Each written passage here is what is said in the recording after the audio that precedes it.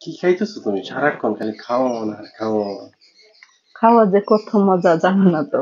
কি লেগে এই বিয়ে একবারও তো দেখি না যে তোমার মুখটা আজাই আজব। থাকতে। এই যে দেখো, এটা কি বলো তো? সেমাই এখন শুরু করছো তুমি খাওয়া? সেমাই তো কালকে তুমি। রান্না করে ফ্রিজে রাখছিলাম বুঝছো, হম। লাগছে সেমাই। এই যে দেখো এখন খাইতেছি, আর দেখো কত সুন্দর করে সেমাইটা রান্না করছি, মানে বসে নাই। এই যে দেখো এখনো পাতলা হ্যাঁ, রয়েছে। তুমি তো সেমাই রান্না করলে একেবারে ওই যে কি বলে কি? আহ, দুধের যে ছানা আছে ছানার মতো লাগে সেই দেখেন, মুখে দিলে। এখন দেখেন, দেখছেন রান্না করতে পারি অনেক মজার মজার আইটেম।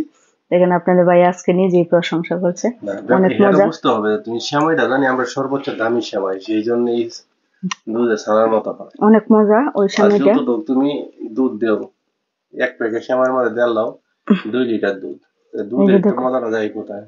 এই জন্যই তো, আর দেখো কিসমিস দিয়েছি, খুব ভালো লাগতেছে। ওই জন্য কি তুমি সারাক্ষণ খালি খাওয়াতে থাকবা? এই কিছুক্ষণ আগে দেখলাম যে ডাব খাই দিছো, এরপরে হম, দেখলাম যে খেজুর খাই দিছো, এরপর কিছুক্ষণ পরে দেখলাম যে কি এই কিসমিস খাই দিছো, এখন দেখা বেশি যায় বেশি বেশি খায় মোটা হয়ে যাইতেছে।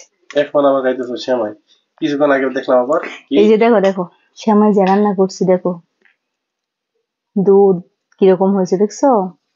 মাশাল্লাহ, মানে গ্রামের গাভীর দুধ, খুব খেতে অনেক টেস্ট, আর খেতে অনেক ভালো লাগে। আমি কিন্তু দুধটা খেতে পারি না বুঝছো, দুধটা খেলে আমার কিরকম জানি হয়ে যায়, গ্যাস গ্যাস লাগে।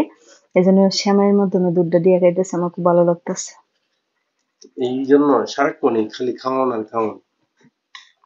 আল্লাহ, মাশাল্লাহ বলো।